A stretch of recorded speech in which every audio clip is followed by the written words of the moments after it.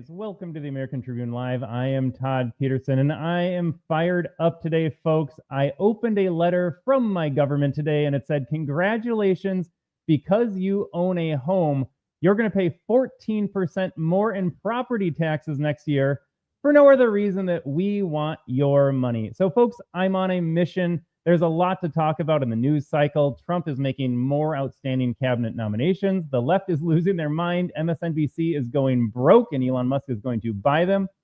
But today it is a PSA. We're going a little more non-political in the sense that everyone should be outraged over this, and we should all be able to find some middle ground. Heck, I was doing some Thanksgiving stuff earlier this week with family members that voted for Kamala Harris, and they're looking at their little letters from the government too. They're like, well, I don't want to pay a 14% increase, or I don't want to pay 20%. Folks out there, let me know in the comments below what your property tax increase is this year.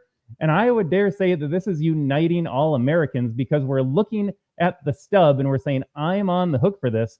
Well, wait a second. I already paid taxes when I bought the house. Or hold on a second. I paid off my house. Don't I own it?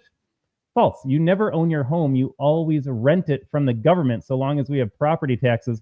And so me looking at the letter, look, I've been paying property taxes a long time. This is not new to me. No doubt it is not new to you either. But we have got to hit critical mass in spreading this conversation to say enough of property taxes already. If government needs to operate and government needs to collect revenue sources, there are so many different alternatives out there. And I hope you're sitting down for this, my Democrat friends. You don't even need government involved in the first place. There are alternatives to simply just, how does government tax you to death? You can go to the free market and get government out of it altogether. So we're going to talk about all this today. This is going to be everything you wanted to know about property taxes. We're going to get into the history of it. We're going to get into how they calculate it. We're going to get into how it is a scam. And yeah, you notice I got gloves on today. I'm out in my office. It is freezing in Minnesota today.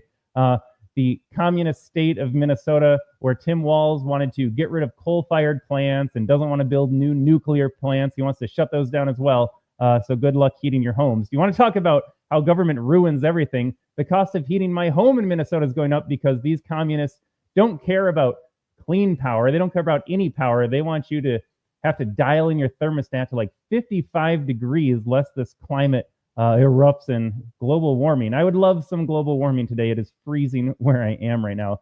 But property taxes, folks, again, let me know in the comments. Let me know what you're paying. Let me know what you are doing about it.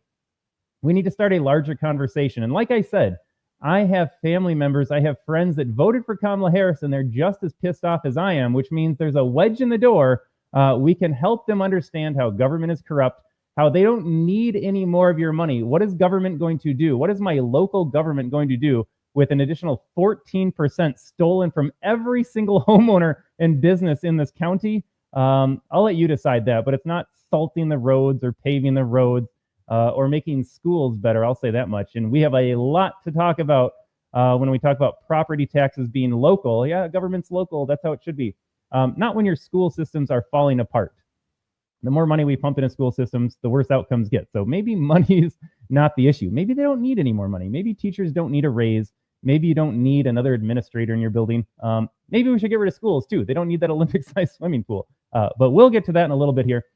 I think if we're going to talk about property taxes, it's good to start at the beginning here. And so just a brief overview of the history of property taxes. I was wondering the same thing. Yes, I pay property taxes, but why? Where did they come from? How did this nonsense start? Who decided it would be a good idea to rent in perpetuity? Remember, you never own your home. That's the theme of the day. You don't own your home. Stop paying your property taxes and see who owns your home then. It's not you, because the government is going to seize it. Not even the bank. Once you pay off your mortgage, the bank doesn't own your home anymore. The government does, because you will always pay rent to the government. You thought you owned a home. That was cute. That's a cute notion of home ownership in America, right? Like, let's go get a job, raise a family, own a house. Wrong. You never own your house. The government does. Like I said, just stop paying property taxes and see what happens to your home. And so I am reading from, this is a website. I picked a random one. It's called the Economic History Association. I don't have a lot of faith in most of these places. I have a reference from the Mises Institute. I trust them. I don't know who this is from. I imagine their history is fairly accurate. So They're going way back to the Revolutionary War. It says the colonies had well-developed tax systems that made a war against the world's leading military power thinkable. All right, so just understand this. Yes, we revolted against like a 2% tax on tea. Yeah, pump the brakes on that. Remember when American revolutionaries got upset over a 2% tax on tea? Now you're paying 50% of your paycheck through income tax, sales tax, gas tax, property tax. Most of the money you earn goes to a government entity in some way, but we're fine with it. No revolutions here. The founders, they're like, nope, that 2% tea tax is a bridge too far for me. I'm dumping it in the ocean and I'm going to war against you. But nowadays, we're fat and lazy with our cell phones and our couches, and we're fine just handing over all of our freedoms and rights and money to the government. And again, this is a non-political issue. We should all be opposed to more government intervention. I know my audience out there that voted for Donald Trump, you hate this. You hate this idea. You're wondering, what can I do? But for my Kamala Harris voting friends and family members and audience, you should be opposed to this too. Are you seeing any benefits on the back end? Forget about the illegal immigration situation too. Just in your own local community, maybe it's not been impacted by illegal immigrants that get free housing, free food, free healthcare, free education, stipends every month, a free cell phone. Forget all those freebies. Maybe you're in a gated community and you're not dealing with that. But what other benefits are you seeing around your neighborhood after paying an additional 20% next year in just property taxes alone? You're hard pressed to find any benefits at this point. And I will get to that. That is the argument for property taxes. A lot of otherwise decent economists say, well, it's the fairest one because it has a direct correlation to benefits. I pay local property taxes, so I get local benefits. We'll talk about all of those benefits in a little bit. Yeah, benefits indeed. So the colonists had their own taxes. Again, they had to fundraise. They had to pay for their own militia, pay for their own army. It is not cheap to go to war. You might have noticed what's happening in Ukraine as our military-industrial complex has been quite enriched the last couple of years. And we talked about this. What is his name? He was a senator from Maine. Angus King made the argument that it's good that we're fighting Russia because it helps the American economy because we're producing munitions. These people hate you. Property taxes, I'm reading again here from the Economic History Association. Property taxes were usually specific taxes levied at fixed rates on enumerated items, but sometimes items were taxed according to value. So I'm going to skip down here, hang on to that idea about a fixed rate versus according to value, because what started out here was in 1796, 7 of the 15 states levied uniform capitation taxes. Word of the day, capitation. I believe that relates to property. And so they said, and they're going to use the idea of some Jacksonian ideal that equality and fairness. And so as the country expanded after the revolution against the monarchy, they decided that we're going to be fair. We're going to tax everybody at the same rate. We're going to extend property taxes west of the Appalachian Mountains. And it said the political appeal of this uniformity case for property taxes was strong. A uniform tax on all wealth administered by locally elected officials appealed to frontier settlers. And again, it appeals to you because it's collected at the local level. It is all fair. If I own 1,000 acres or I own a shed, I'm paying the same percent on that. You can see that argument when it comes to income taxes. Have a fixed rate for income taxes instead of our progressive and punishing system that we have right now. Shout out to Donald Trump for talking about repealing the income tax. That needs to happen. We'll do a separate income tax episode once Trump takes office. We got to get rid of the IRS, abolish the Fed and the Fed, abolish the IRS, get rid of income taxes. Today, we're talking about property taxes. And it says the general property tax back then when the nation was founded applied to all wealth, real and personal, tangible and intangible. You will notice today that there are many classes of assets, many classes of property. When you pay a property tax, it is specifically on your land and the buildings on that land. Many folks own property that would be considered intangible. Think of stocks or bonds. You could think about maybe physical assets like gold as well. Those are property, but they're not taxed. There's a ridiculous argument that if you own, let's just make up a number, $100,000 worth of land, you will pay rent in perpetuity for the government. But were you to sell that land for $100,000 and buy it in stocks, you could just let it sit there forever and there's no unrealized gain. And that is what we are getting to in a second. Property taxes are an unrealized gain tax, one of the most immoral and evil forms of taxation out there. And as I talk about on the back end, the arguments for maintaining a property tax. You get all these tax foundations that are like, no, it's a good thing, it's fair, it benefits you locally. And they try to make all these arguments that the property tax is a good thing. Just understand, they're like, no, it's not unrealized. Here's the difference between that. It is an unrealized gains tax that punishes the poorest in society, the least able in society, who can weather the endless inflation brought onto you by the government. Oh, and when we talk about forms of tax, inflation is the hidden tax. It never ends. You are just taxed to death in this country. I'm reading again. Because the tax was uniform and levied on all wealth, each taxpayer would pay for the government services he or she enjoyed in exact proportion to his wealth. And so we're not going to spend a lot of time on the history. I was just reading through this briefly to help us understand that property taxes have been around as long as the country has, in some form or another. And remember, back when this country was founded, there was no income tax, there was no sales tax. The country collected money on tariffs. We can do a tariffs episode as we talk about the great play by Donald Trump to apply a tariff to enemy nations like China and debunk some of the fake false notions out there about how, oh, that's going to hurt the American economy. Yeah, let's just help China's economy instead. How about? So there's always been a property tax. There's always been tariffs. That's how the government collected its money. So this goes way back, but you might be asking yourself, was it always this bad? And the answer, of course, is no, because every government policy, every government action, think about the income tax. I think that's a very tangible example for us. Remember in 1916, when the Fed was created, the IRS was created, and they said, we're only going to take 1% from the 1%. We're only going to tax the super rich, and it's just going to be a small, small percent. And eventually it got up to like 90% in the 1960s. And notice that everybody pays income taxes nowadays unless you're an illegal. And so once government gets this great idea out, it never stops. There's no going back. So there's the history here. Let's talk about why it failed in general. And then government got smart. They said, you know what? We can steal people's money in other ways.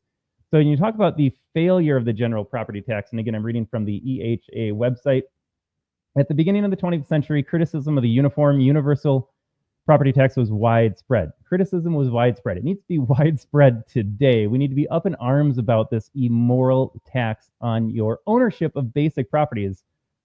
Income tax, I'll go on a tangent here. We're going to go on all sorts of rants and tangents today. I apologize. As I read something, it will prompt a thought that I wanted to share with you all. Income tax versus property tax, I'm not going to weigh them and say one's better than the other. They're all bad. Anytime government steals your money, it's bad. It's just theft. Taxation is just another word for theft, but it's a nice little euphemistic expression.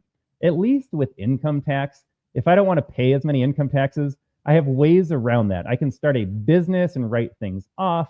I can work less. I can make less, but then I'm going to pay less taxes. That's kind of a cheap example, but there are ways around it. There's a tax code to work with.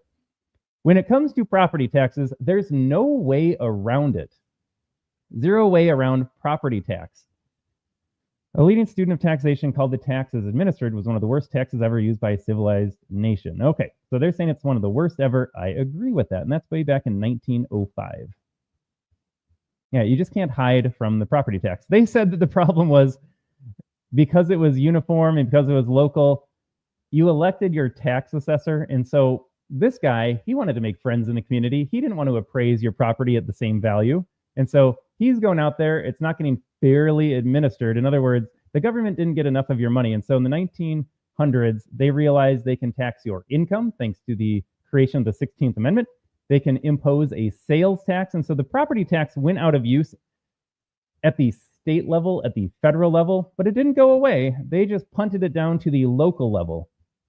As such, I'm going to keep reading here for just a little bit longer here. So as such, you get less income derived from property taxes, more government revenue derived from income and sales taxes. And I want to pop up a neat little graphic here just so you can understand where we're at today.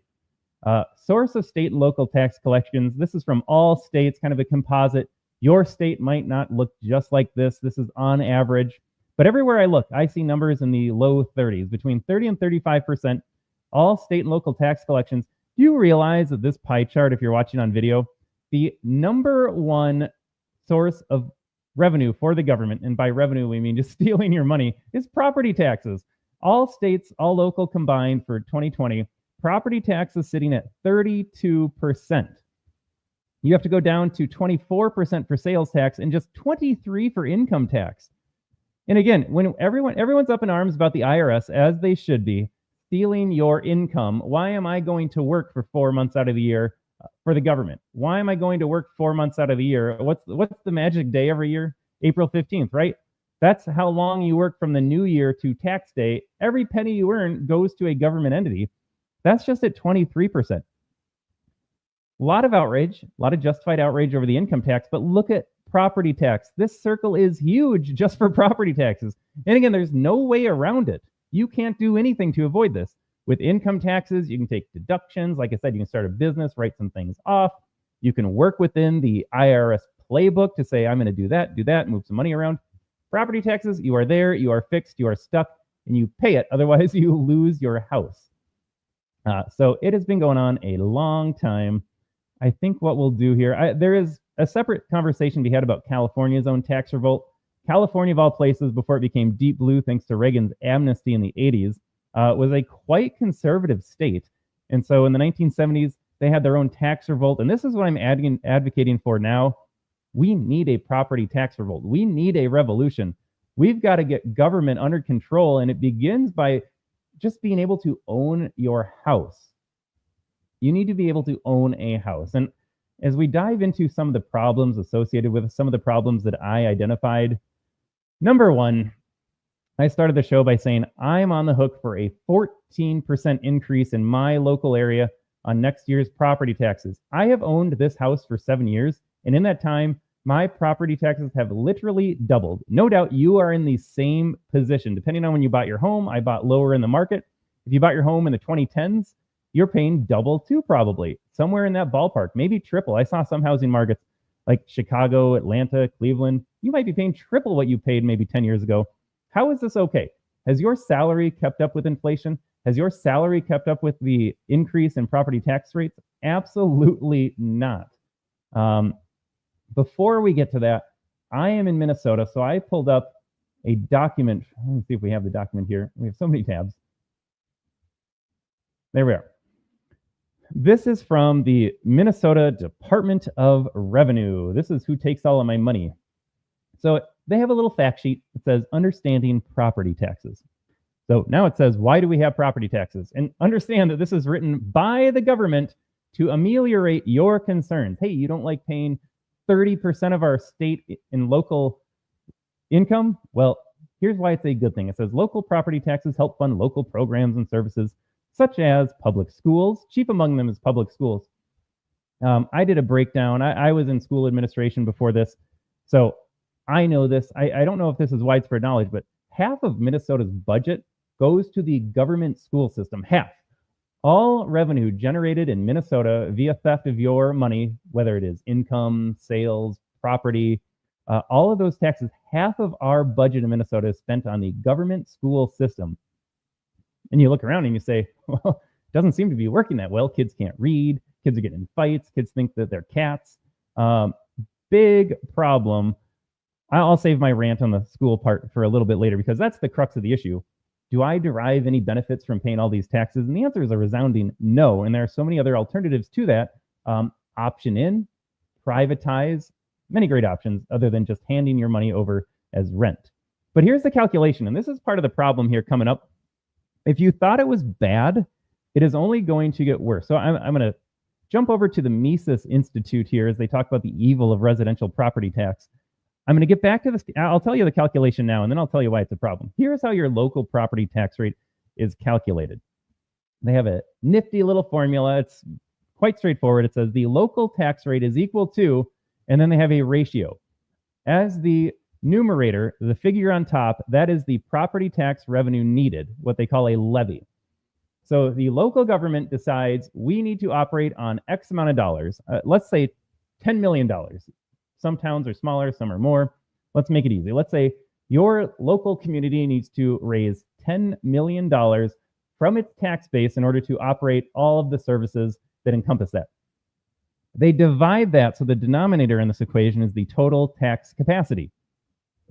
In other words, what they need divided by who's available is going to be your local tax rate. It's not based on just some fair number. They don't just say your tax rate is going to be 1% because that's manageable for people, because that limits the raises every year. They don't put a cap on it. And it's like, all right, we could talk about so many other ways. Even if you have a property tax in existence, you could have a law that says we won't let your property tax rise by more than 3% annually. That is still evil, but at least it is something to prevent us from paying 15% year over year as home prices go out of control. Doesn't government love the idea that your home prices are appraising so much higher? Think about how much more money they generate because they've gamed the housing market. But they don't do that. They don't just say, look, it's 1%, whatever money we generate, that's what we operate on. God forbid the government be efficient at spending money. They don't have to worry about that. What they do is they say, we're going to set a budget first and then operate that formula backwards. We want to have $20 million or $10 million in our budget, and let's work backwards. Let's see how much money we can steal from folks in our community in order to meet that arbitrary need, instead of working the other way around and saying, look, we get 1% from every property, capped at a 3% raise. How can we work within that system? But they don't do that. They do it backwards. They say, what do we need? And then who's available to offer that to us? That is how they derive their local tax rate. Again, the formula is the local tax rate is equal to property tax revenue needed divided by the total tax capacity. I'm going to read a segment from you. This should frighten all of us. If we're up in arms about a 14%, 20% property tax increase this year, wait until the commercial real estate market tanks. Because right now, where you live, no doubt there are businesses. You might have some big box stores. You might have some factories. What happens if a factory closes? What if your Home Depot closes because Lowe's opened up right next door, or you can't have two of those big box stores side by side? One of them goes under. The budget for your community stays the same, and you just lost a huge chunk of commercial real estate. What if no one comes back downtown? What if all those skyscrapers remain empty? Government corporations said you can work from home, don't come into the office, and now your commercial real estate properties, they tank in value. Again, your government's looking at this and saying, well, we still operate on a $10 million budget, and we can't take half of that from this corporation anymore. We still need $10 million, so now we will just double the taxes on these homeowners because we need to make up the difference. Listen to this. Homeowners in areas that have experienced significant appreciation in home values should be prepared for the possibility that their local jurisdiction will raise rates to match higher assessments. Yeah, we'll talk about that in a second, even as home sales have leveled off. For local governments, inflation has driven up the cost of everything from public employees' salaries to school supplies. In addition, in the wake of the COVID-19 pandemic, commercial property owners are struggling with a large number of vacancies, which has led to a decline in revenue from those sources. So here's what Mises says about that. This is a libertarian organization. This is I Hate the Government organization. Everyone should check out Mises.org, MISES.org. That last detail, they're writing about the paragraph we just read. That last detail is notably ominous. Anyone who's been paying attention to the real estate knows that commercial real estate is deteriorating and more bad news is expected. That means policymakers are likely to turn to residential real estate to fill the gap. Again, remember, okay, I got a comment. We'll get to that in a second. Remember how we just talked about the formula for collecting your, whatever the tax rate will be, your property tax? It is the budget that they have already identified divided by the availability of revenue. When commercial real estate, and I don't have this breakdown, I would wager a guess that commercial real estate comprises a large portion. I won't even make up a number, but it is a lot. These corporations, these businesses, again, it could be a factory, a big box store, just could be a mom and pop. When these businesses close, that doesn't shrink the government's outline budget. It just means they pass the cost on to you. And so as you look out at the landscape of commercial real estate and you see that it is suffering, your government's not going to say, like, you know what, we'll make it easier for folks. We'll scale back. We won't go as woke in schools. Maybe we don't need a new football field in a town of 5,000 people. They don't say that. They just say, all right, homeowner, you're on the hook for more. We got a comment here from Canada. Welcome, Canadian audience. Yeah, we thought it was bad in America. Gunnar writes from Canada, property taxes are going up, up, and up. You bet they are. Why? Once government gets its hands on your money, it doesn't say that's enough. The whole mantra of leftism, of communism, of government is to say, how can I take more? Yeah, I feel for our folks up in Canada, my audience up in Canada. Gunnar, thanks for watching. Thanks for commenting. You're feeling the pinch. It's worse up there than it is down here. That is to be sure. All right. Property taxes, there we go. So the other thing here, you can see the gloves there. Another reason that this is a problem is that when you look at how it is determined, well, let's back up a second. Let us just hammer home the point that this is an unrealized gain. This is a tax on unrealized gains. Nothing could be worse. Nothing could be more evil. I think everyone's familiar with what Kamala Harris put out. She says, I'm going to tax unrealized gains. And then she had the caveat, it's only going to be people with a net worth of $100 million or more, as if that makes it better, because they never define what is a fair share. They never define who the rich is. It's just some nebulous idea, some non-existent person or entity. Yeah, they're the rich ones. They need to pay their fair share. They never define fair share. And I would argue fair share is zero. What's mine is mine and what's yours is yours. But do you think it would stop at 100 million? Kamala Harris would have come in, gotten this done at 100 million. And then in a year, when the government just increases its spending and blows through all the money they generated, which is not that much, by the way, do you realize that if all of the billionaires handed over their wealth to the government tomorrow, that's only like $7 trillion and we're $36 trillion in debt? Every billionaire's last penny in America could be stolen by the government tomorrow, and we're still $30 trillion in debt with a spending problem. It is not a revenue generation problem. It is not a tax problem. It is a government spending problem. That's the whole premise of the show. Your government has too much money already and is too irresponsible with it. No matter what they do to your taxes, it will never be enough. It just needs to stop. We need to draw a line in the sand and say, look, this is mine and I'm keeping this. And if I want to opt into a system that pays for school, pays for the mail service, pays for the fire station, pays for local police, pays for roads, I will opt into a system that does that much more efficiently anyways. We're not doing this anymore, folks. You've got to get upset. You've got to talk to your local congressman, talk to your state legislators, because this is more of a state and local issue. Go to your city council meetings and say, I need you to get rid of property taxes. I don't even think it's enough anymore to say, let's amend the property taxes. There's an article here. I'm not going to read it. This was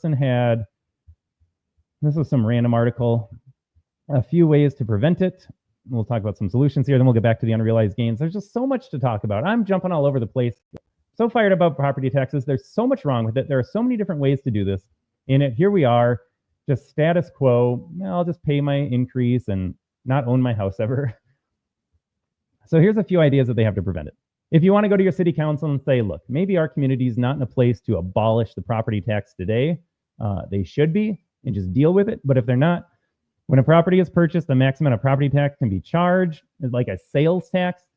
You already pay a sales tax when you buy your house. How about that is the tax for the interaction? Why is money changing hands every year for something you already bought? It doesn't work that way.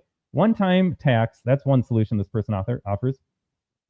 Or better yet, the amount established at original purchase remains with property until it is sold or changes possession. Again, I don't love this solution, but it's better than what we have. If I bought my house for $300,000 10 years ago, then you should assess the value on that house as $300,000 in perpetuity. And so, yes, you weather the storms. It doesn't get rid of the 14% change, but nothing is worth anything until it is on the market. My home might be listed, let's just say at $600,000, doubling. I'm just making up numbers here. Why is my house worth $600,000? On paper it is, but it hasn't gone on the market. No one has transferred $600,000 to me. So for all we know, my house is still worth $300,000. That's the argument right there. A max percent annual change is established at purchase. In other words, it can never go up more than 1, 2, 3%. Your council will decide that. Again, this is not my solution. These are alternative solutions to the crime that is getting perpetrated on Americans right now. Instead of dealing with 14%, we say, hey, you will get 2% increases every year on my property taxes. I don't like that deal. You probably don't like that deal as government because you want to spend as much of my money as possible. But at least that is a middle ground. And again, I don't like any of these ideas. I'm just saying there are so many alternatives out there. Short of abolishing the property tax, and I got one more here. Some places have a decreased rate for senior citizens or those on fixed incomes. Yes, we will talk about the problems of the property tax in just a second, the way it's written. There are so many solutions to this. even if you don't get rid of it. A one-time tax at purchase, property value remains the same until it changes hands, a max percent annual change. Those are all better options than the current system. And on the show today, folks, just understand I am advocating for the complete abolition of property taxes. When I say we need a tax revolution, we all need to organize and look at the government and say, I'm not paying this anymore. You need to generate revenue in a different way. That's half of the equation. And then you need to figure out how to spend that money in a completely different way. That's where I'm at this point. I think we're all going to get there because we can't go on like this indefinitely. We can't go year after year of a 10%, of a 14%. I think I saw a report in Michigan. You guys have like a 20% increase. I know there's some counties in Minnesota looking at a 20% increase. Like I said, no one got that raise on their paycheck. It's not even like you're breaking even with inflation right now. You're not breaking even with cost of living adjustments. You are simply losing money and getting poorer. If your salary was $100,000 10 years ago and you bought a house for $300,000, you're getting taxed double on a house that is worth $600,000 and maybe you make $120,000 more. Like you have lost money in 10 years on property taxes. And your purchasing power has gone way down too. Like you are literally poor today. Property tax is a big part of that. So I don't understand why everyone's not upset about this. That's my mission today on this episode, is to get everyone fired up about property taxes specifically. We just cannot go on like this. All right, we're going to jump over here. I think I have one more. Okay, we talked about the formula. Okay, I'm going to close out that. I'm just closing out tabs right now. Closing out that tab. Closing out this tab. All right, let us jump into then the idea of why they are bad. I've been kind of sprinkling these in throughout the podcast here. Why are property taxes bad? I'm going to repeat a few ideas. We'll get some new ideas here. Number one, it's the idea of home ownership and freedom in this country. So long as you are paying a property tax, you never actually own your home. Joke's on you. You thought when you completed the 30-year mortgage, the 20-year mortgage, prior to you paying off the mortgage, the bank owned your house. That's bad enough. But look, we're not all sitting on $500,000 in cash. I needed some help from a bank. I took out a loan. Bank owns my house. I pay it off. Boom. I thought I owned the house now. That is incorrect. Once you pay off your house, you are still making payments. You're making property tax payments. And like I said earlier, try not paying those property taxes and you're going to find out who actually owns your house. I think I closed out the tab that said this, but in some states, I think in Minnesota, you have 2 years or 5 years. I'm not positive. Every state's going to be different. You have so many payment cycles missed, so many annual cycles missed before the state will just come in and say, this is mine now. They will just come and take your home.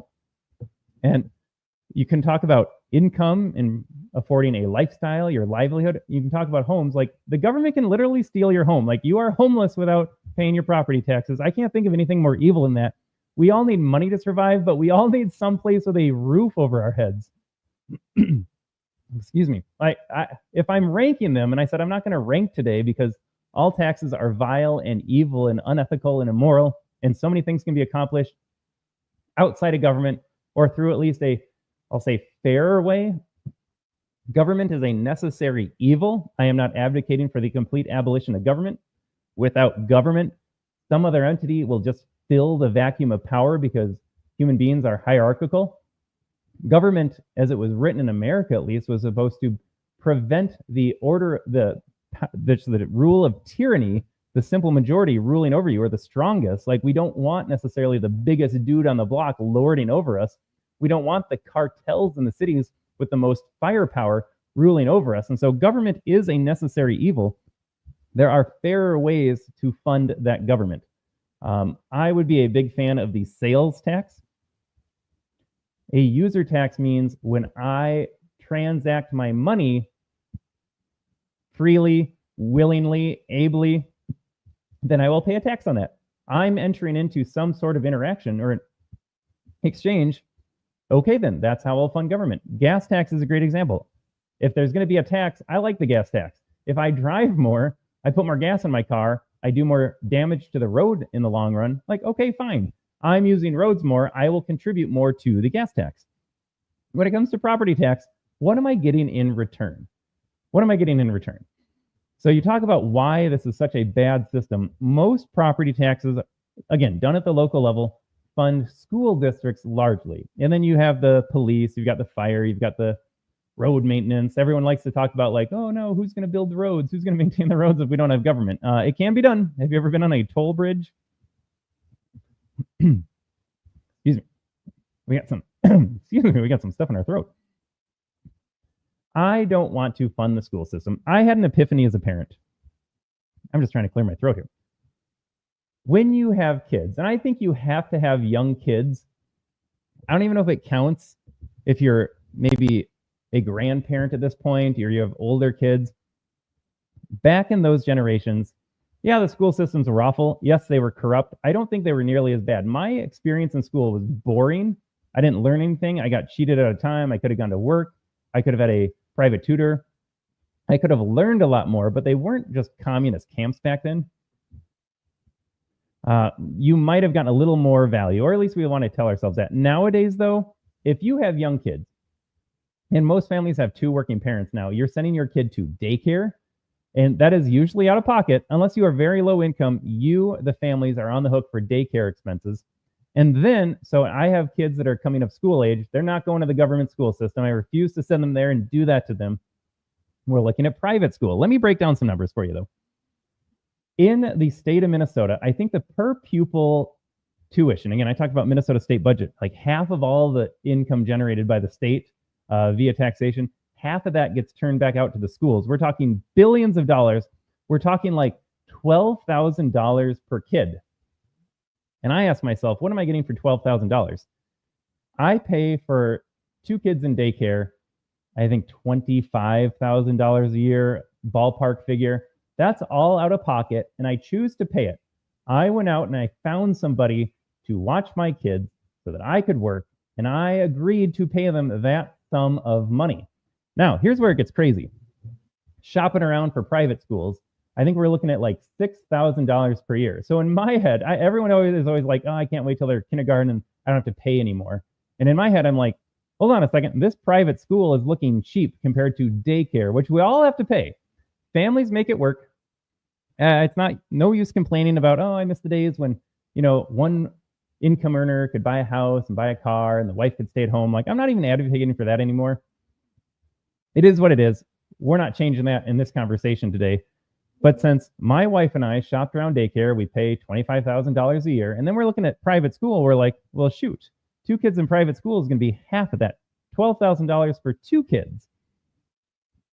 That is as it should be. Number one, Minnesota doesn't need to spend $12,000 on every kid. What are they doing? I can get a private education for half of that. Get out of here. I don't want to fund the government school system, and you shouldn't have to fund the government school system, especially if you don't have a kid in the government school system. I'm done with the idea of some social network, like it's good for your community. It's good for you, the retired fixed income senior, to pay more in levies and bonds that pass every year. So some random kid down the street can have a new high school and a new swimming pool and a new football field and new books that teach them to hate themselves if they're white males. Where is the social benefit to that? Because I look around and I look at this private school that I'm looking at. I visited, toured, kid liked it, teachers seemed great. Why can't every family do that? And yes, school choice, vouchers for those that need it. I'm all for that. That's a separate conversation too. I am the only one responsible for my kid. Next door neighbor is not responsible for my kid.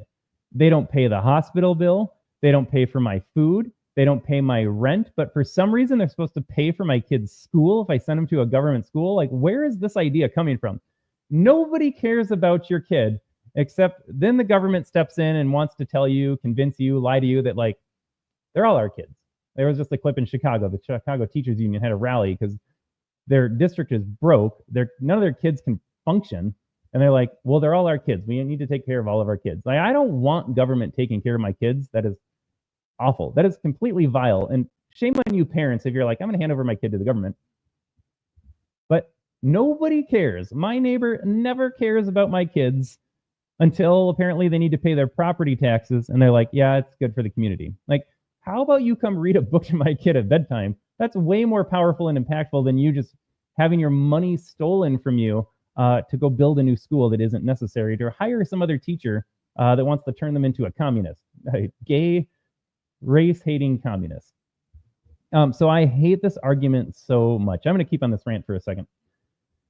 I have no obligation to any other child in this country except my own. That should be the mindset of every parent. The lie foisted upon us, though, is that we need property taxes because it's good for the community, it's good for society. False. There are many successful kids at homeschool.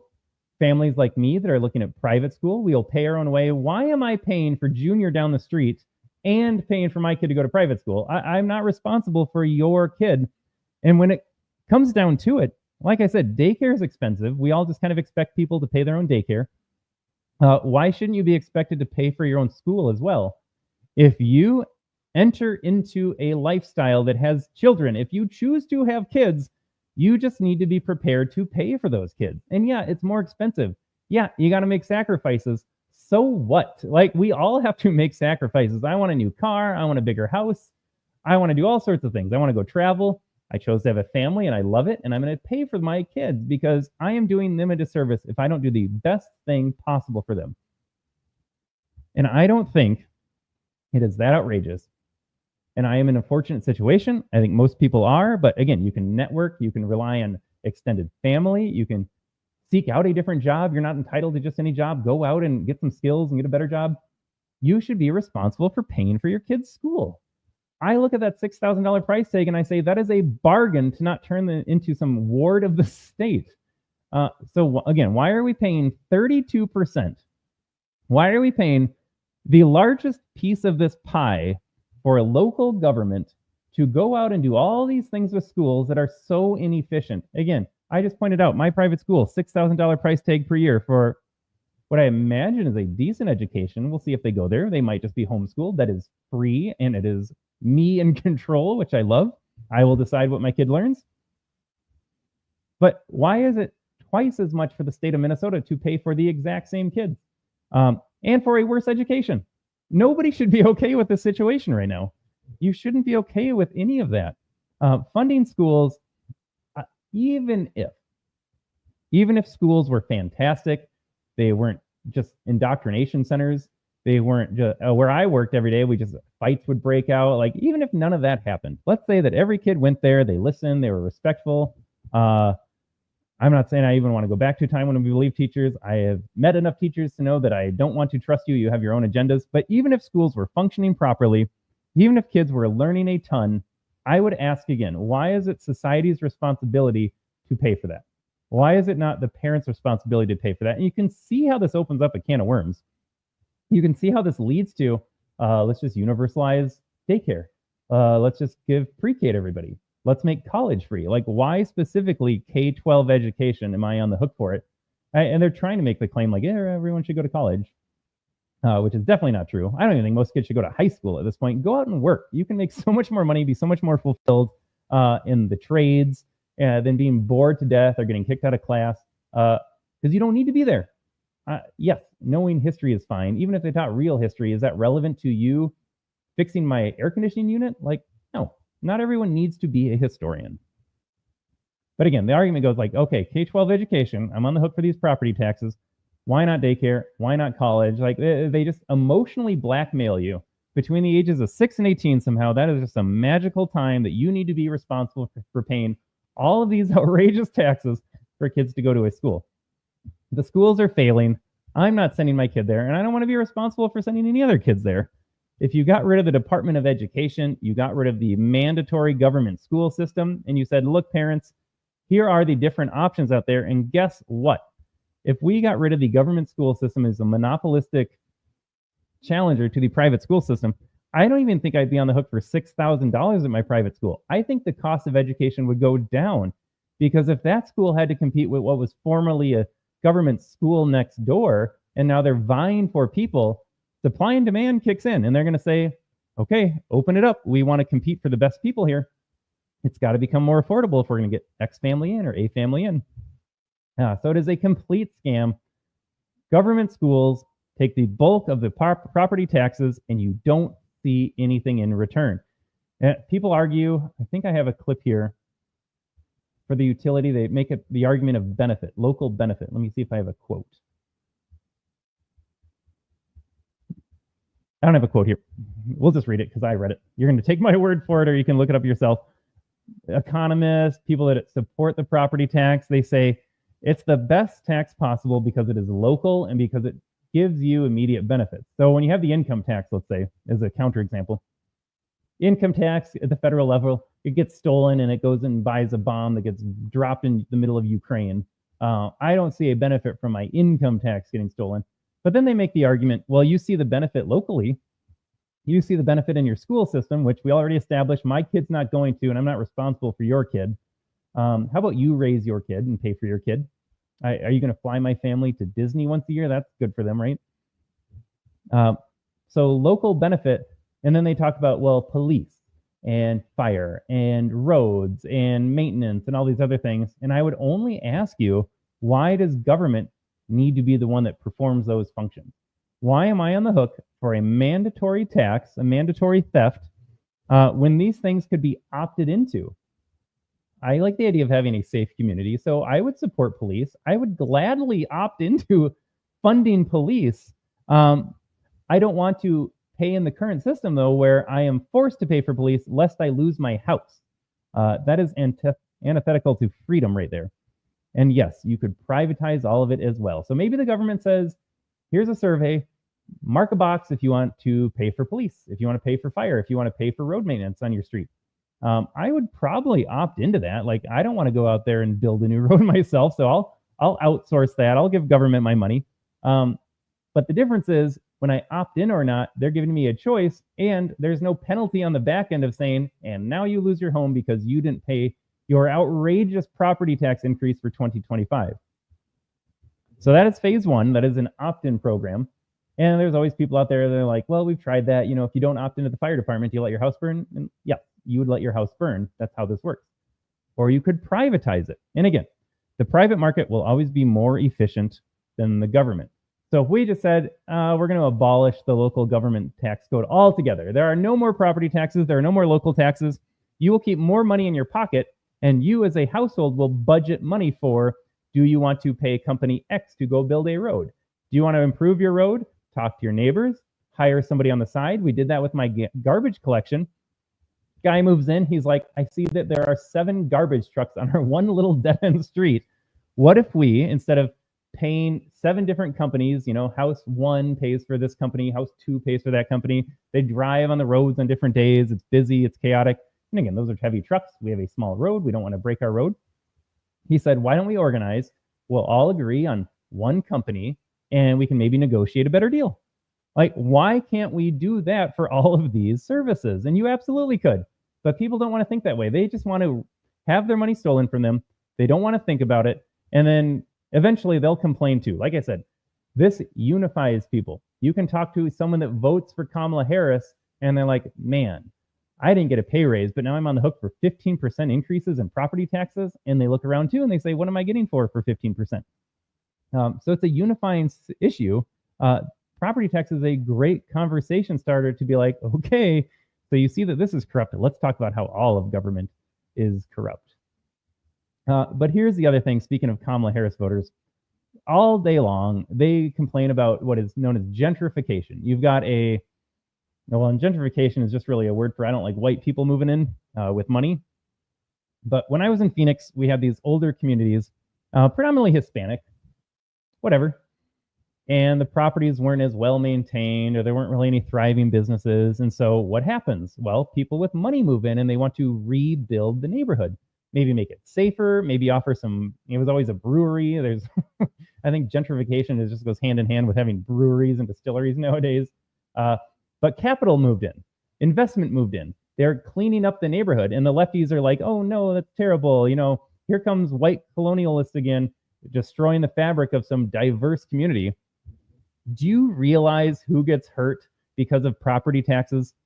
It is communities that they don't want gentrified, because let's say I am some 80-year-old black man. I'm on a fixed income. I got Social Security.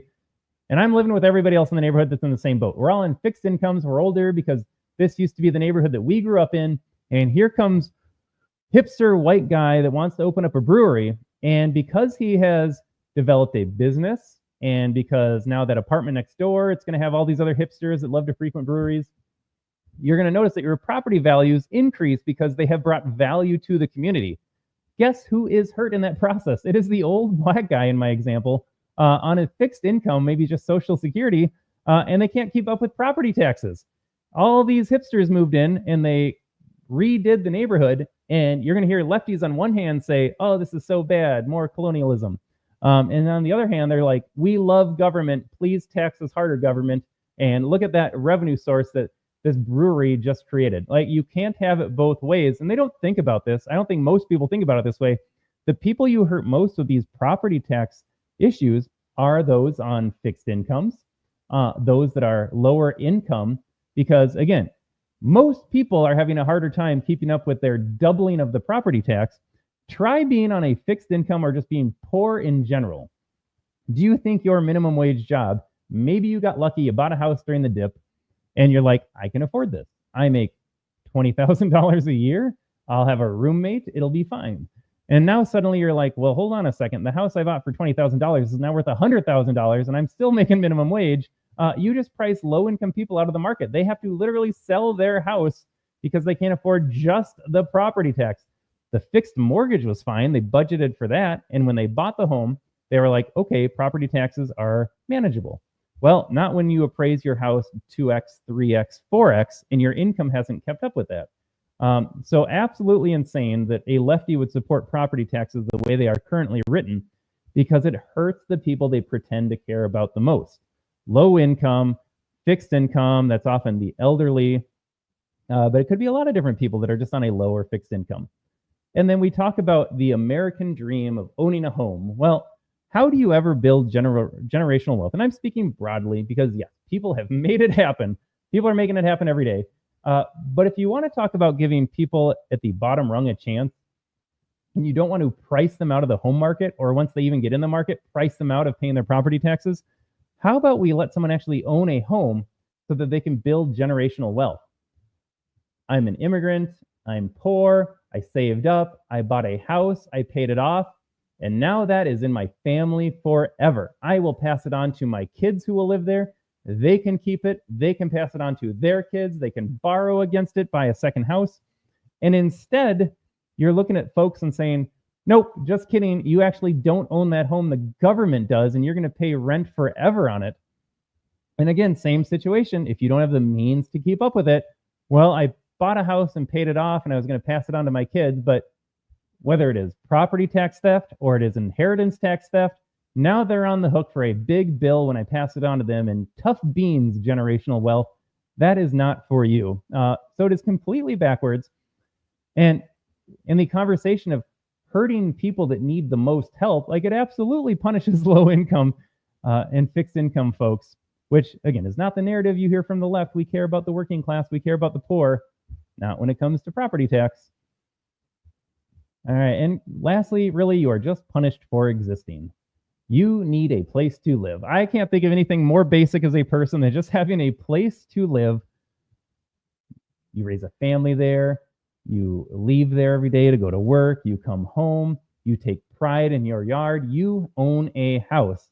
And the government wants to make sure that you never have a chance just to do that. Again, we talked about the formula. Short of municipalities and local governments getting their act together and saying, maybe we won't pay for this new football field in a town that doesn't even have a football team. Instead of they're not going to get responsible. And with commercial real estate, we talked about that. With commercial real estate dipping in value or fleeing altogether, or a factory getting shut down, remember the formula? Their budget's the same. That just gets passed on to you. But you are punished just for existing.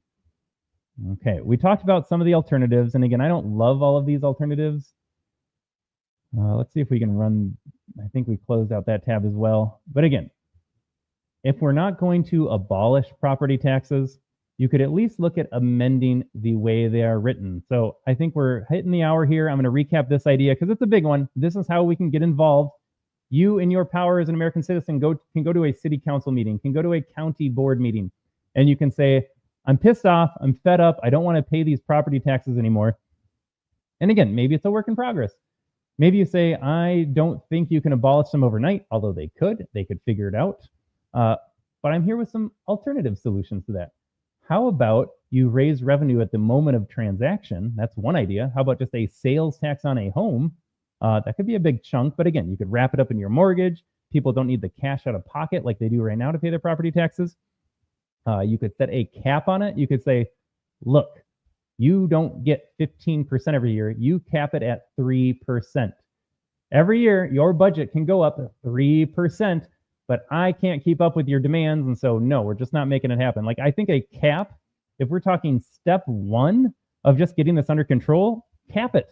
You don't get 15% every year. I don't care what else is happening. If you have to cut services or fire a teacher, fine, but you're not getting 15%.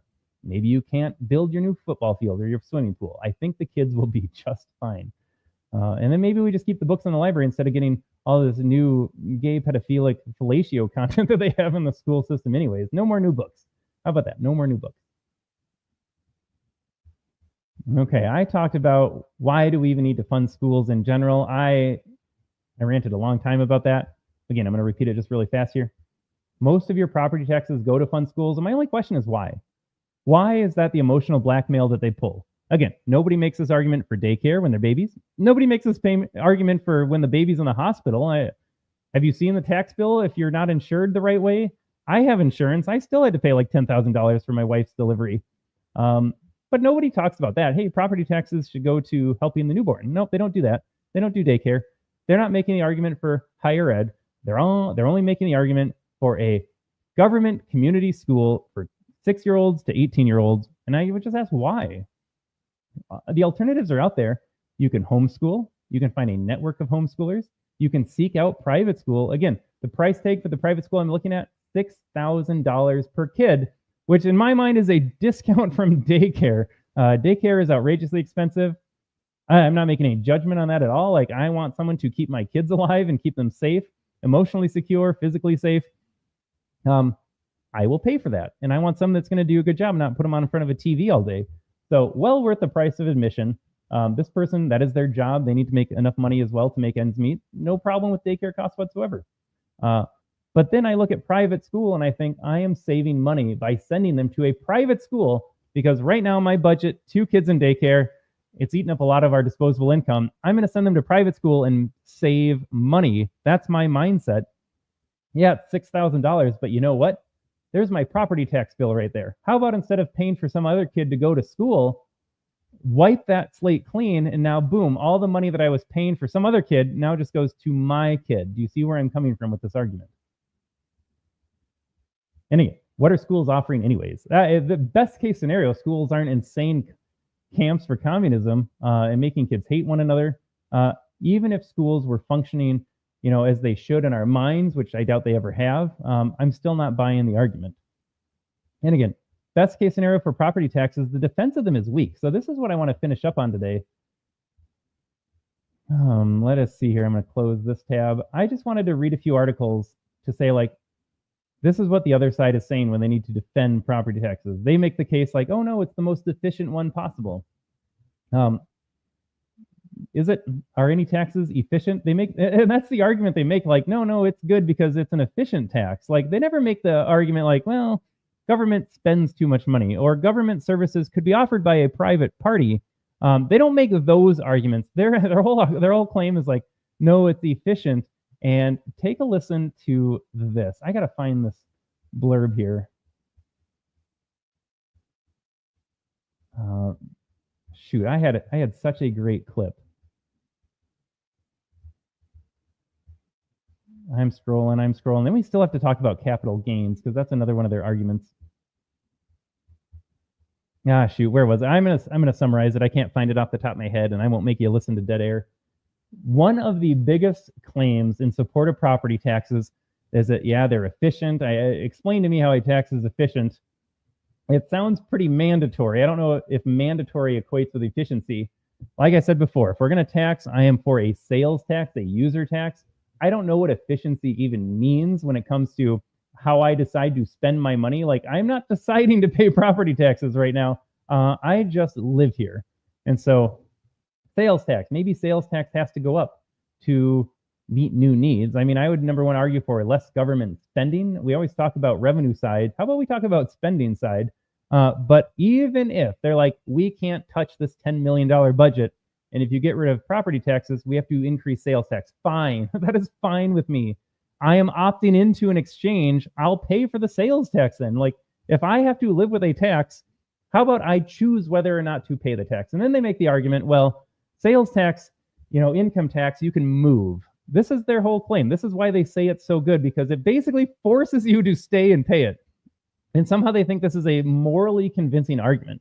They say, well, with sales tax, and there's examples in Minnesota, in Hennepin County, woke Hennepin County, which is the only reason Minnesota is blue, they passed a law that said we're not going to sell flavored cigarettes to minors, or actually maybe flavored cigarettes in general.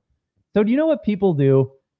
People have cars. People aren't stupid. They go next door to the neighboring county, where Hennepin County, this just insane woke Democrat-run county, where they pass this stupid law. They're like, oh, yeah, yeah.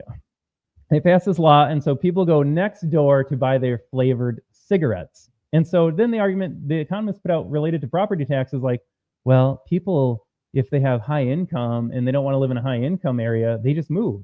Or sales tax, or these stupid laws about buying flavored cigarettes, then they just get them somewhere else and they move. If we have a too high sales tax, they'll just go next door to buy something and then drive back home 20 minutes. Like, yeah, you're absolutely right. I'm trying to pay less taxes. You got me. Like, you got me. I'm trying to pay less taxes. And so they make the claim that a property tax is good because you're stuck with it.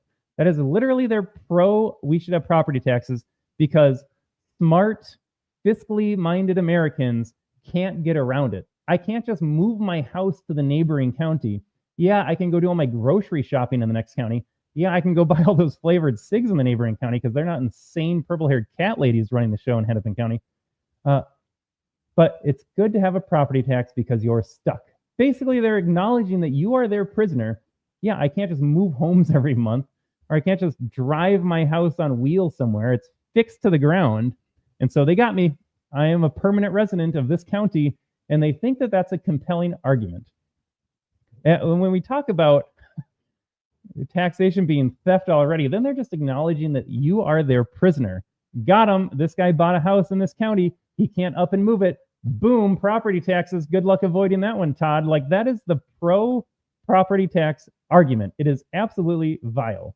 I should have choice. We should all have our choices. I should choose to pay a tax. I should choose where my kid goes to school. I should choose whose kids I pay to go to school. Hint, just mine. Absolutely insane stuff here. Let's read some more. Here, this is from the Tax Foundation. I'm sure they don't have a bias at all, the Tax Foundation. These people would be out of business if we did the right thing and got rid of taxes. But they exist. They need to exist. They need a reason to exist. So here is I'm going to read it from it. This is the taxfoundation.org. The basic case for property taxes rests on the following premises, which are well supported by the economic literature.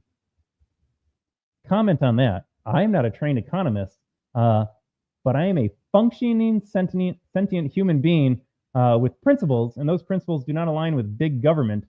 So I could make a case well supported by the experts. They love appealing to authority. Trust the experts. All these economists agree. Well, I'm not an economist, and I can tell you that these are awful. For all the cases I laid out in the last hour here, I have made the case that property taxes are immoral. They are evil. They are the worst theft getting propagated on us. But I'm not an economist, so what do I know? But here is their case. They have 4 cases that they make. Property taxes do less economic harm than alternative ways to raise the same amount of revenue, making them more economically efficient than the alternatives. They love this idea of efficient taxes. And again, I couldn't find the blurb. It might be in the article if I scroll down. That's because they own you. You're stuck there. You're their prisoner. You are on that plot of land, and so you have no choice. When they say it's more efficient, what they're saying is they're speaking to that issue I just raised about, well, I'm going to go shop where there's a lower sales tax, or I might move states or counties where the income tax isn't so burdensome. When they say economically efficient, they mean you can't hide from them as much. That's all they're saying. Point number 2, property taxes have less of an effect on decision making than most other taxes, making them less distortionary than alternatives. That is also making the same case in a different way. They have less of an effect on decision making. Yeah, I'm going to go buy item A next door because they tax it less, and why wouldn't I? But yeah, you know what? I needed to move to the city for my job, or I needed to move here to take care of my elderly parents. Yep, I guess you got me. I'm in New Jersey. I pay 2.5% property taxes every year, but that's where my family is. That's where my job is. So I'm going to go live there. Yeah, it affects decision making less because we all need a place to live to go to work or support our families.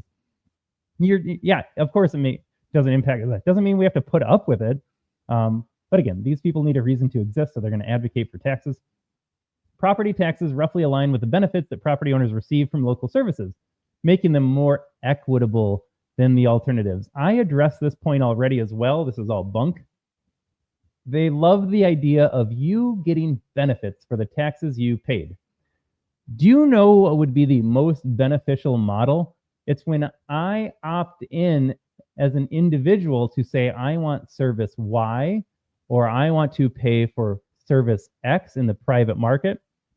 When they say it's the most equitable, it's just the worst form. The best case scenario is that, well, this is the best one. And we already talked about what local benefits are you getting from having a third of all state and local revenue generated by property tax. And again, this is extrapolated for state and local. I still have the graphic up there.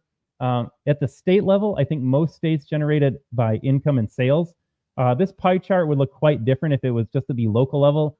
I think I saw that 70 to 90% of all local tax collection does come from property tax. Like when we talk about your taxes at the local level, your property taxes, they do stay at the local level in your county, in your township, in your city.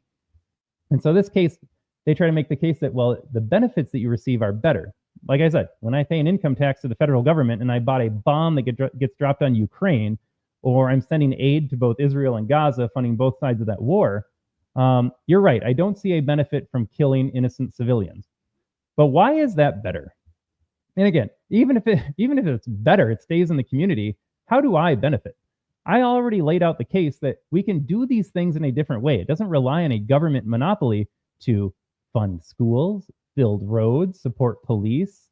I don't know about you. Have you seen a Hollywood celebrity lately? They always have a private bodyguard. There are ways of privatizing security that don't require government intervention whatsoever. And again, notice that they're just making the case for blanket theft.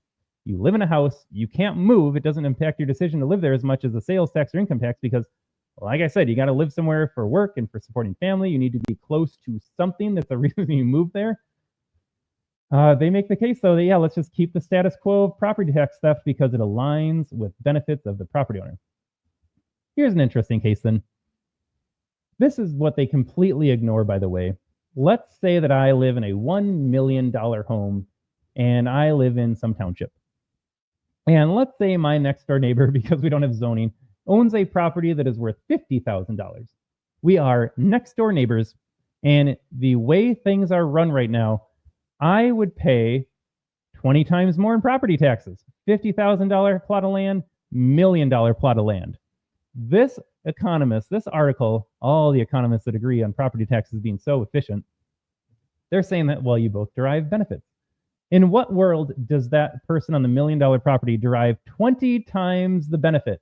And what if that $1 million property was a retired couple and the one in the $50,000 house had kids in the school system? Who is receiving more benefits? You cannot make the case that two different homes of wildly different values with wildly different circumstances receive the same benefit. You just cannot. $1 million house, retired couple, $50,000 house with kids. The latter uses the school system as it functions right now via funding. You are not getting the same benefit. If you made the argument that you will pay the same amount, everybody's on the hook for $100 a year in property taxes, maybe you can make that claim because now I am maybe not sending them to school, but maybe I drive more. Even then, the case is a little wishy-washy. Like the benefit will never be commensurate to what you pay in.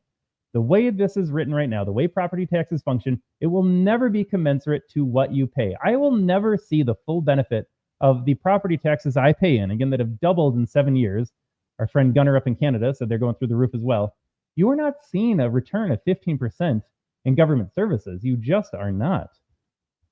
But wildly unfair when you take a look at home prices, land prices, the values of that. It's just blank slate. Everyone's the same. That's how government loves to function. But no, we are not the same.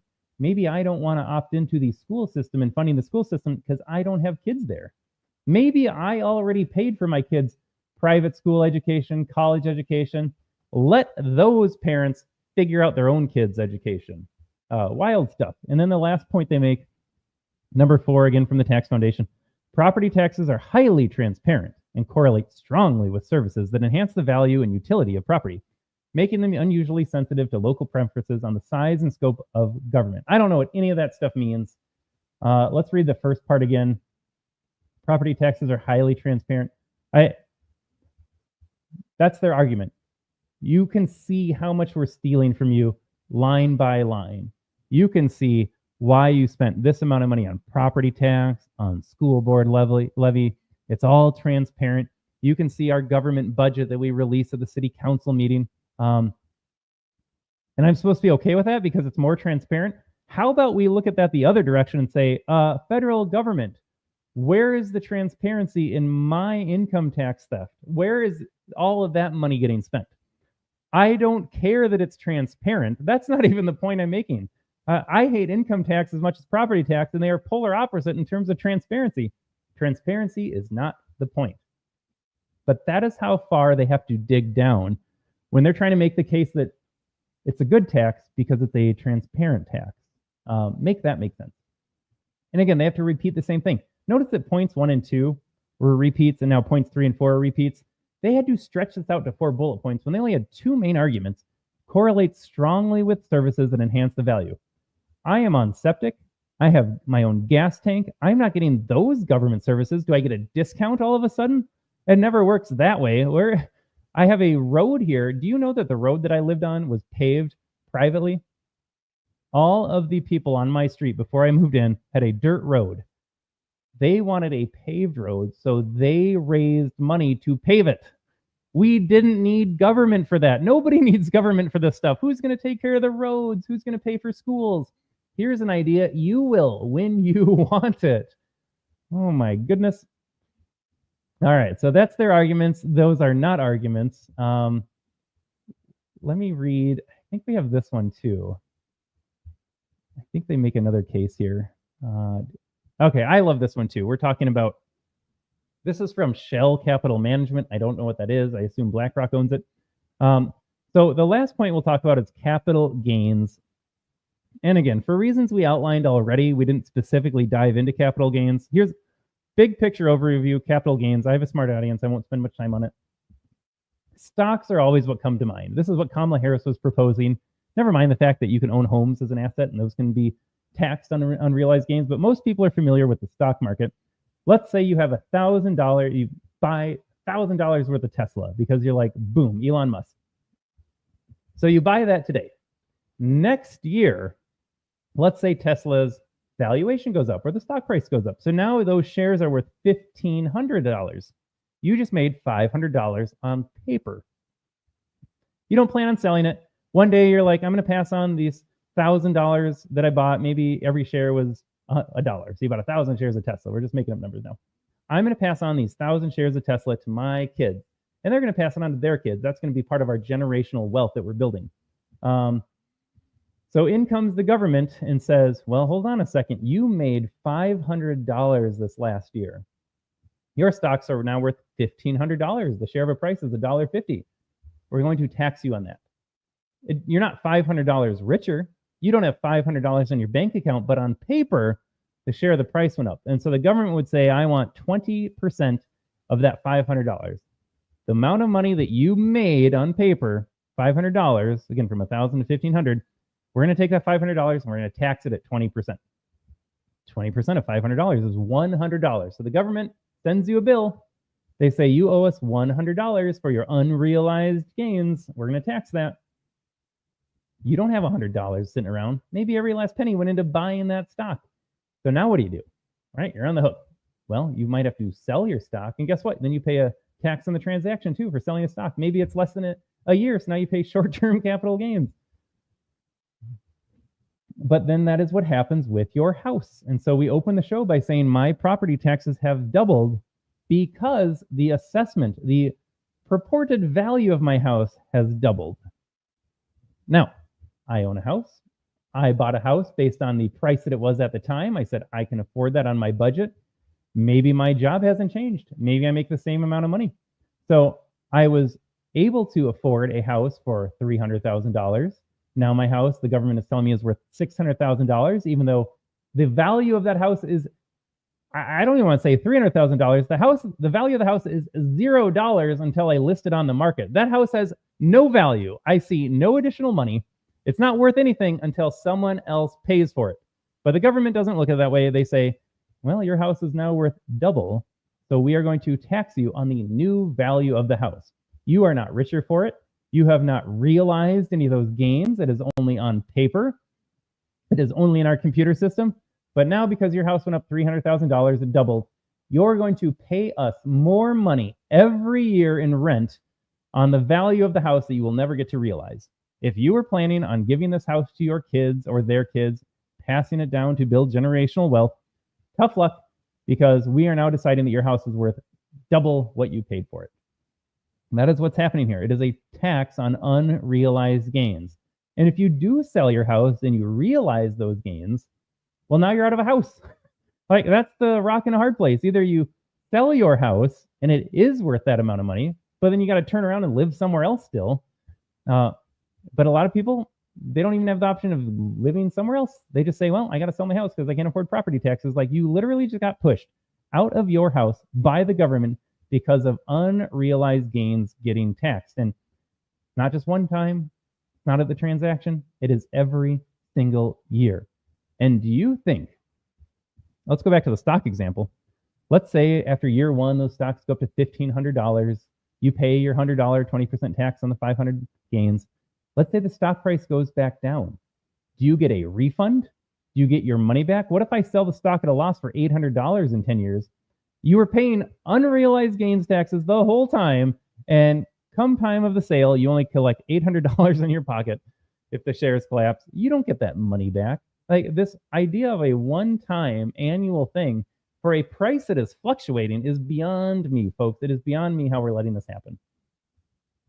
So here's Shell Capital Management. They're talking about capital gains taxes on unrealized gains, and then they want you to notice the difference between a property tax. They want to tell you that this is not a tax on unrealized gains, even though we have made the case, and I don't know how to make it any more plain. Your property taxes are in direct correlation to the value of your house. We have all experienced house assessments going up. The value of your house has increased. Those gains are unrealized by definition because you haven't sold your house. But don't take my, what do I know? I am just yelling in front of a microphone and camera. This is what Shell Capital Management had to say. So they define the term. Capital gains tax on unrealized gains. They break it down. Unrealized gains are increases in value of an asset that you haven't sold yet. For example, if you own a stock that has appreciated in value, but you haven't sold it, the gain is considered unrealized. Okay, and then try to wrap your head around, well, that sounds like my house. Well, not according to them. Taxation concept. Taxing unrealized gains would mean imposing a tax on the increase in value of assets. Home is an asset, even if the owner has not yet sold the asset and therefore hasn't realized any cash from the gain. Current practice. Generally, capital gains taxes are imposed on realized gains when the asset is sold and the gain is converted into cash. Taxing unrealized gains is not the standard practice and has been a topic of debate. Yeah, by debate, you mean communists want to just impose it. So I just read all of that, and in my head, I'm thinking, okay, my home is valued higher now, but that's unrealized because I haven't sold my house, and a house is an asset, and they use the word asset. But let's go down to property tax. This is how they try to tell you that it's different somehow. Basis. They use a new word, basis. Property tax is an annual tax imposed on the ownership of property, usually real estate. The tax is generally based on the assessed value of the property. How are they saying that this is different. I know how they're saying it, but do you realize what they're doing here? The tax is generally based on the assessed value of the property. The assessed value has been going up. You pay a tax on the new high price, a price, by the way, that is unrealized, to use their own definitions, and they're already trying to convince you that this is not the same. Realized or unrealized? Here we go. This is it. Property tax is not tied to whether the property has appreciated or depreciated in value. It's based on the property's assessed value, which can be adjusted periodically. You pay this tax regardless of whether you sell the property.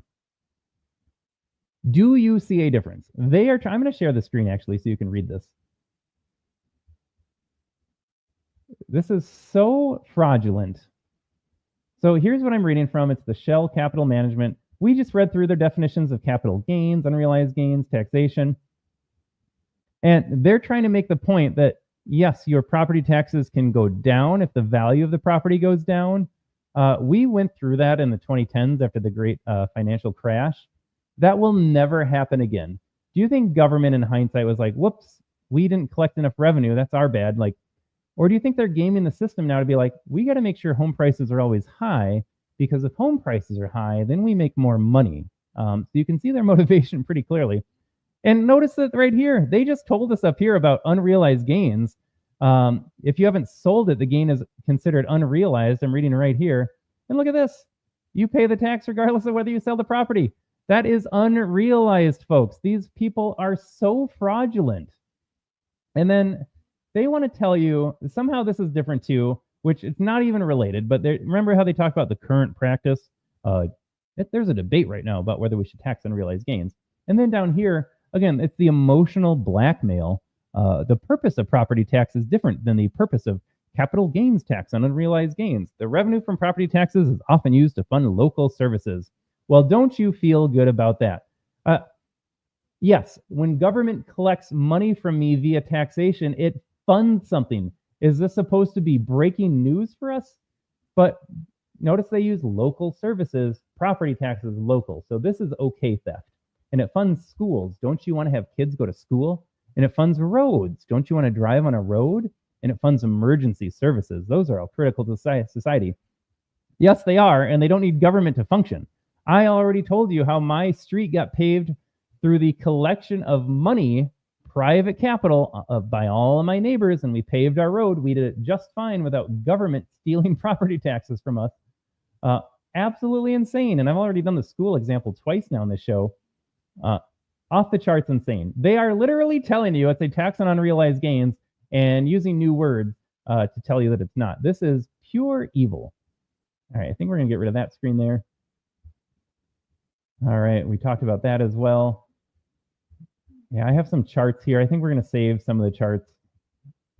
You kind of get the idea. We'll pop this one back up.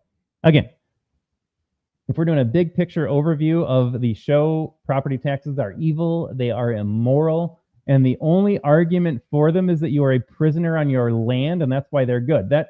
We talked about their pro arguments for property taxes, and the number one argument was that it's efficient because you're stuck there.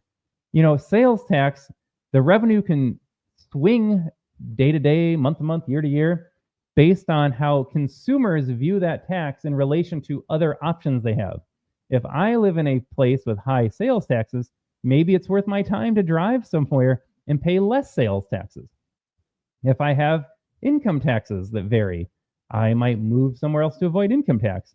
But they're telling you it's a good thing to have property taxes because we've got you. You don't have a choice. You need to live somewhere. You need to live by work. You need to live by family. So it's efficient because people don't necessarily make a decision on where they live just on property tax alone, as if that is a good thing.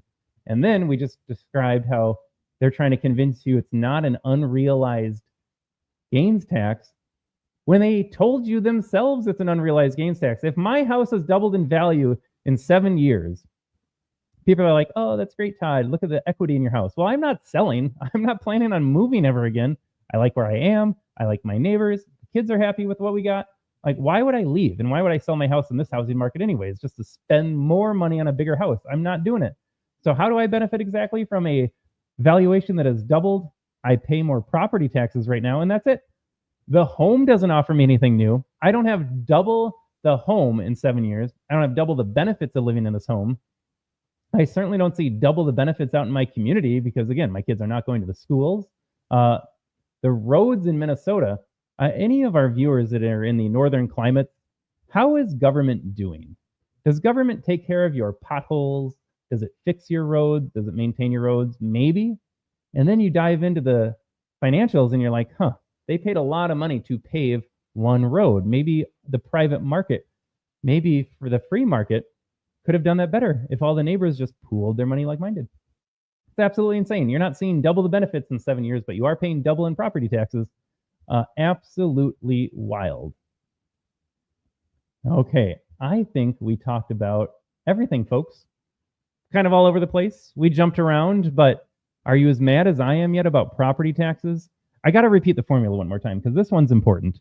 The formula for your community, your local community, so it's good. Remember, it's good when local government steals from you. We can admit that it's bad when the federal government steals from you and builds bombs to kill civilians, but it's good when local government steals from you because we can brainwash kids in the failing government school systems. The formula is simply this.